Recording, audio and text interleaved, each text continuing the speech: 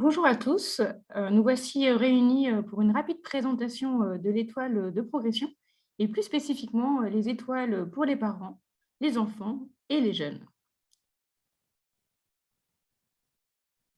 Alors tout d'abord, qu'est-ce qu'une étoile de progression? Une étoile de progression, c'est le choix d'un visuel ludique, positif, qui rend l'interaction entre la personne accompagnée et son accompagnant positive. L'idée, c'est d'aborder plusieurs domaines de la vie de la personne accompagnée pour savoir là où sont ses besoins et là où sont ses forces.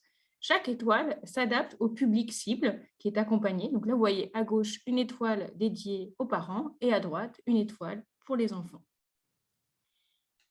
Donc, c'est une étoile, mais c'est aussi un chemin, un cheminement de progression qui est composé de 5 étapes. Elles sont aussi déclinées, ces étapes, en fonction du public cible. À gauche, on voit les étapes typiquement pour une population adulte, où la situation première, c'est d'être bloqué. Rien ne peut se passer, rien ne peut changer, puisque la personne reste bloquée dans sa situation. C'est trop lourd, c'est trop douloureux, on est dans une phase de déni où on cherche, on veut pas être aidé, c'est pas possible pour le moment. L'étape suivante, c'est quand on accepte la discussion, on prend conscience qu'on a un souci et qu'on aimerait bien être aidé. L'étape 3, c'est on se lance, on commence à croire que les choses peuvent changer et on essaie d'agir différemment. Des fois, ça marche, des fois, ça marche pas. L'étape 4, c'est quand finalement on apprend, on progresse, les choses commencent à vraiment s'améliorer, mais on a encore besoin de soutien. Et l'étape 5, c'est que c'est OK. En fait, la situation n'est pas parfaite, rien n'est jamais parfait, mais on n'a plus besoin d'accompagnement. On est autonome, résilient, on peut utiliser le terme qui est le plus adapté.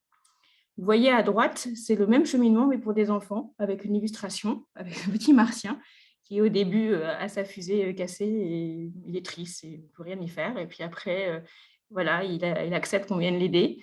Ensuite, on fait ensemble, on reconstruit la fusée ensemble. Puis il a appris à faire seul et son accompagnateur, juste là pour lui donner des outils et des conseils. Et l'étape 5, ouais, il s'envole de lui-même.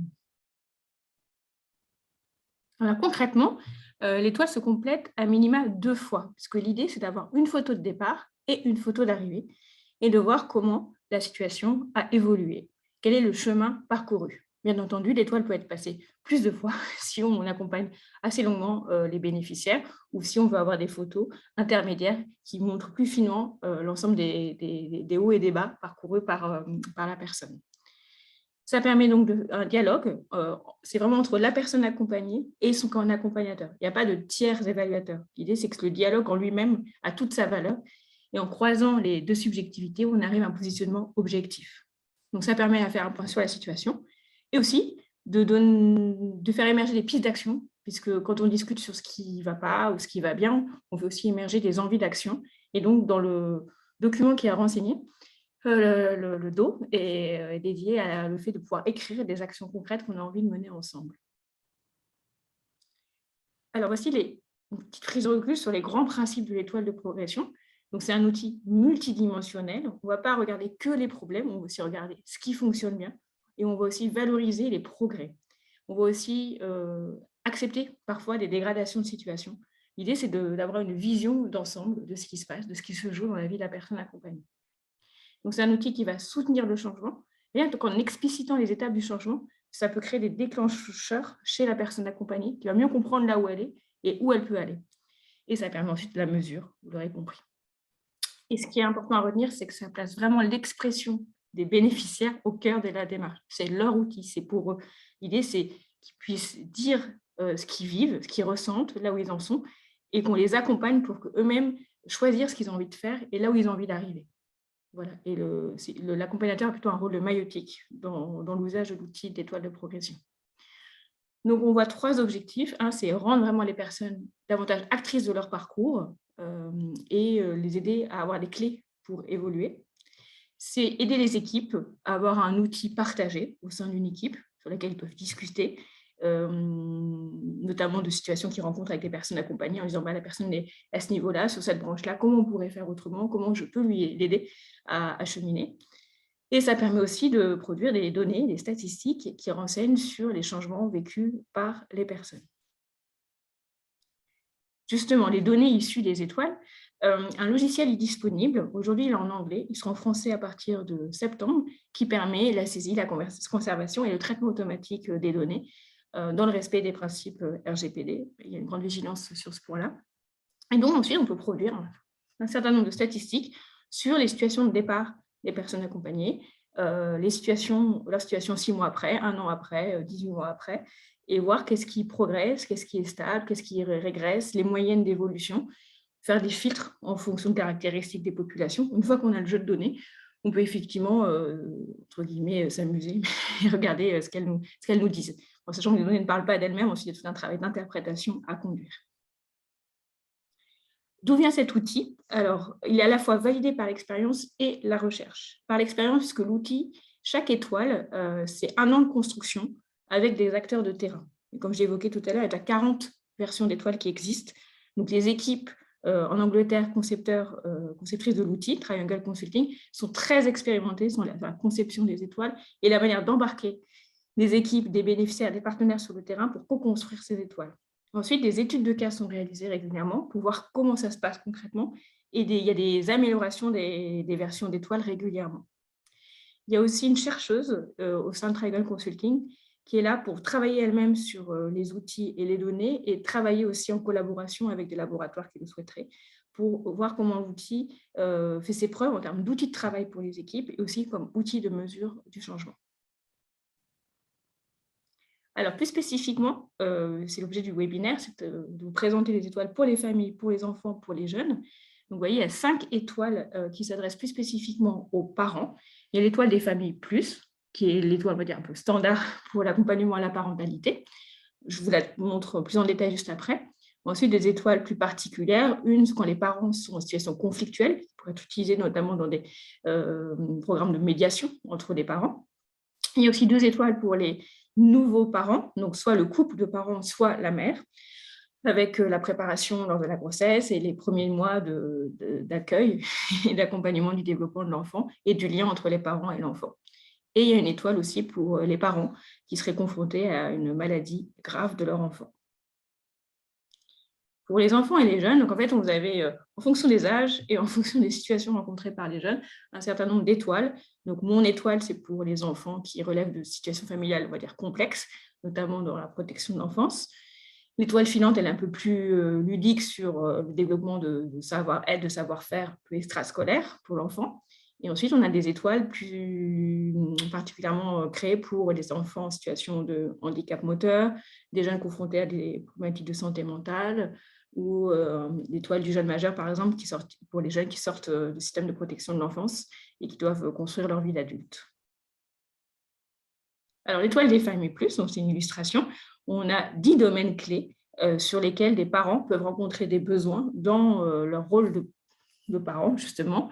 Donc, il y a la branche notamment sur la santé de l'enfant, comment les parents prennent en charge cette santé, sur le propre bien-être du parent, sur la réponse aux besoins affectifs de l'enfant, sur le fait de lui garantir un cadre de vie sécurisé, les liens sociaux de la famille, est-ce que c'est une famille repliée sur elle-même ou qui est ouverte à son quartier au monde extérieur, tout ce qui relève des apprentissages et de la scolarité de l'enfant, des règles, des comportements, le fait de pouvoir imposer des limites et qu'elles soient respectées, la vie quotidienne de la famille, à quelle heure on se couche, est-ce qu'on mange ensemble ou pas, comment ça se passe concrètement.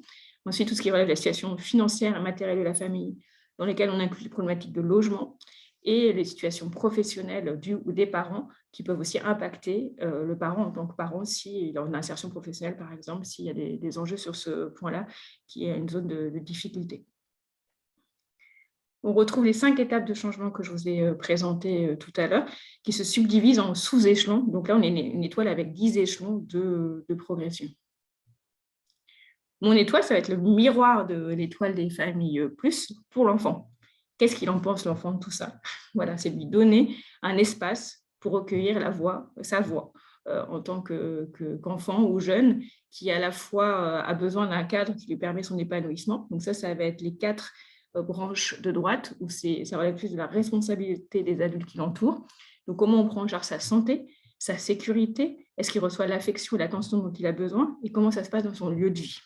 Il y a 4 branches qui sont plus directement sur le cheminement propre de l'enfant, avec la manière dont il réagit face à ses émotions qui sont parfois fortes et douloureuses, comment il gère ses relations avec les jeunes de son âge, comment il se sent en fait dans sa peau, qu'il a confiance en lui, dans l'avenir, ou est-ce qu'il doute et il a des difficultés par rapport à ça, et comment ça se passe par rapport à l'école et aux différentes activités qu'il peut conduire.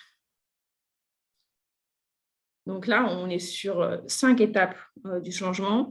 Il n'y a pas les échelons intermédiaires pour que l'étoile soit plus facile comme à comprendre et à remplir pour l'enfant. Et avec ces petits visuels qui facilitent l'appropriation de l'outil. Et comme évoqué, il y a 4 branches qui concernent plutôt les adultes qui l'entourent et 5 branches qui concernent son cheminement. Donc les étapes de progression sont un peu différentes. 2 autres étoiles que je vous présente rapidement. Donc l'étoile filante, qui concerne le développement d'aptitudes transversales, scolaires et extrascolaires de l'enfant.